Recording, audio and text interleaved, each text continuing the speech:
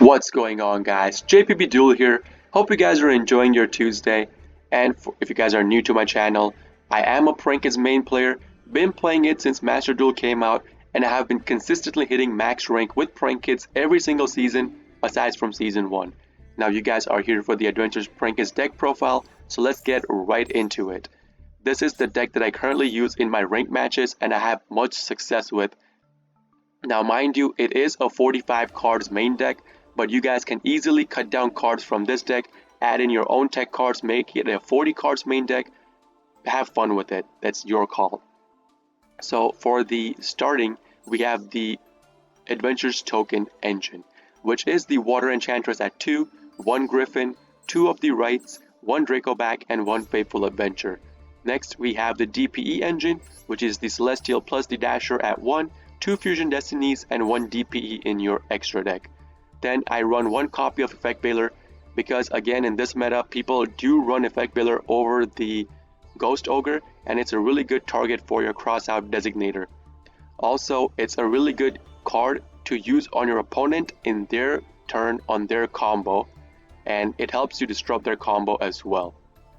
Now once people do start to switch over to Ghost Ogre, I am going to switch out the Effect Veiler to Ghost Ogre as well. Up next we have 2 copies of Fansies, 2 of Maxi, 2 of Ash Blossom. Now mind you, I did not do this after Adventures Token got released to make more space in my main deck. I did this back when Sword Soul got released, so back in Season 5 I did this change to add in some going second cards to my main deck. Because let's be honest here, you guys are not going to win every single coin toss and go first. So having some going second cards in your main deck can help you out fields that are usually now outable by your prankkids combo itself. So cards like a 6 material Zeus, really good target, cards like Avermax, cards like Infitrek Fortress, cards like Appaloosa, cards like Arrival at Ignister. Just use Kaiju, get rid of them, and you go into your combo afterwards. Then we have 3 copies of Dropsies and 3 of Lampsies, with 2 of Roxy's. Now you guys can cut down Lampsies to 2, that is still okay, but if you guys run a copy of Totally Awesome in your extra deck, make sure to keep Dropsies at 3, because you guys can easily go into your Totally Awesome the turn after you go into your Butler combo. The way it works is that you use Pandemonium, go into your Butler, activate your Prankkids graveyard activations, put 2 copies of Dropsies on the field. That way, you will have 2 level 2 Aqua monsters on the field. That is what is required to go into your Totally Awesome.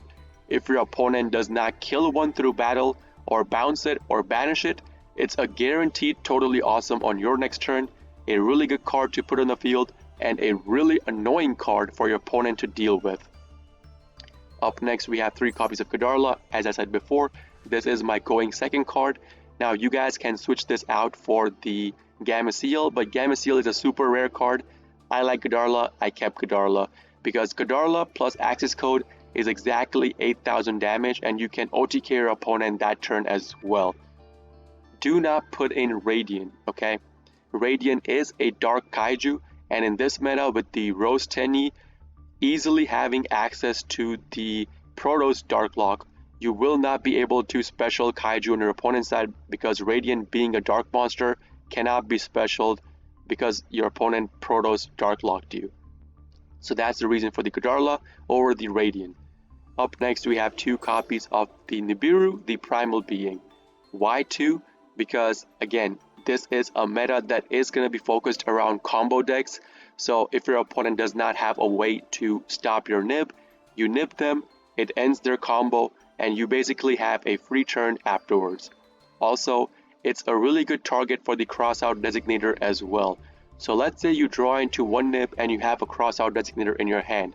You go into your combo, your opponent nibs you, and your only out is your crossout designate. You can still activate crossout designate because you are running 2 copies of nib. So you banish 1 from your main deck, and then you're good to go. That's the reason for 2 nibs. Then we have 1 copy of Raigeki, 1 of Harpies, pretty standard, and after that we have Instant Fusion. I consider this one of the most broken cards for prankkids to run, because This is a 1-card gateway to play through your opponent's Nibiru, also a really nasty combo extender that can end up with your Predaplan Verte Anaconda to go into your Butler or your DPE, or you can use Instant Fusion to go into your Totally Awesome as well, so keep that in mind.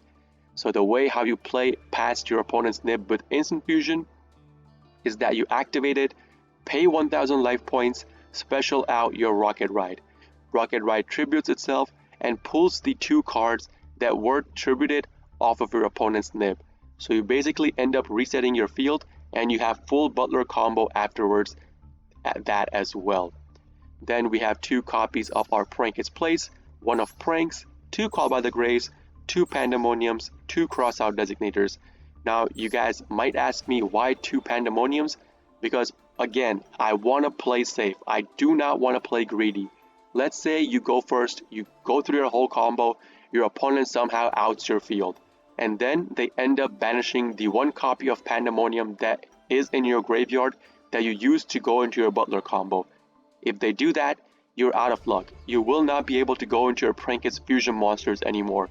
So just to be safe, I play 2 copies of Pandemonium in case my opponent does end up banishing 1, which has happened in multiple situations to me, mind you, and this was before Prankkids is going to catch popularity now because of the Adventures token as well. So people will know what cards you play. If you play 1, you will be out of luck. People will start banishing your Pandemonium. And in the end, we rounded out with Skill Drain. Again, in this meta, people need the on-field effects, and Skill Drain helps you negate them and maybe disrupt their combo completely. If they do not have a way to get rid of Skill Drain, they're out of luck and they cannot do a full combo of you. For Flow and Reese and for the Rose Tenny, really crucial. So going first, really helpful. Even in a grindy match, this could come in handy. So I run 1 copy of Skill Drain as my floodgate. That's it for the main deck. For the extra deck, we have Rocket Ride, Weather Washer, DPE, Butler, Totally Awesome, and Link Spider, 1 of each. Link Spider is your way to push past your opponent's Nib as well if you know how to use it. Then we have 2 copies of Meow Moo, 2 copies of Doodle Doo, 1 of Bow Wow Bark. Now over here, you guys should not be discounting the first effect of either the Bow Wow Bark, Rocket Ride, or Weather Washer. You have to keep those effects in mind. Rocket Ride's first effect is that it halves its attack points to hit your opponent directly in the face. Now if you have a Prankkids Place on the field, this Rocket Ride can hit your opponent for 1500 damage directly in the face. That's a lot of damage to be getting hit in the face with. It can come in handy in certain crucial situations where your opponent has a full board spam and you cannot push past that, but your opponent only has 1000 or 1500 lower life points. You can use your Rocket Ride's effect, bump into them in the face and kill them. For Weather Washer's effect, as long as Weather Washer is on the field and you use any Prankkids monster to attack into your opponent, during battle phase, your opponent cannot activate their back row set. So as long as Weather Washer is on the field, really good card to have if you think your opponent might activate something in their back row set during battle phase. So keep that effect in mind as well. Weather Washer's quick effect is that during your opponent's battle phase, it can tribute itself or banish a Meow Moo to activate its effect of putting 2 cards in the graveyard on the field, your Prankkids cards, and they have to be Link or normal, cannot be fusion, and they are immune to destruction through battle for that turn only. Comes in handy quite often, so keep that in mind. Then the Bow Wow Bark's effect is that any Prankkids monster it points to, so basically under it and on the right of it, gain 1000 attack. So if you guys are missing the extra 1000 oomph to end your opponent that turn, keep in mind the Bow Wow Bark's effect. It can come in handy in a lot of situations. Up next we have Predaplan Verte Anaconda at 1 Nightmare, 1 Roaster, and 1 Access Code. So you guys can take out the Roaster and add in another copy of Butler, but I do quite often run into back row set decks, so that's why I have the Roaster over another copy of Butler. That's going to be it for my deck, guys. Do let me know in the comment section below how you guys would build your Prank Kids Adventures token deck. What tech cards would you add? What cards would you remove from my main deck and add yourself? And do let me know how you build your own deck. I am really interested to see all of you guys' decks. With that being said, this is JPB Duel signing out for today. I'll see you all in the next video. Peace!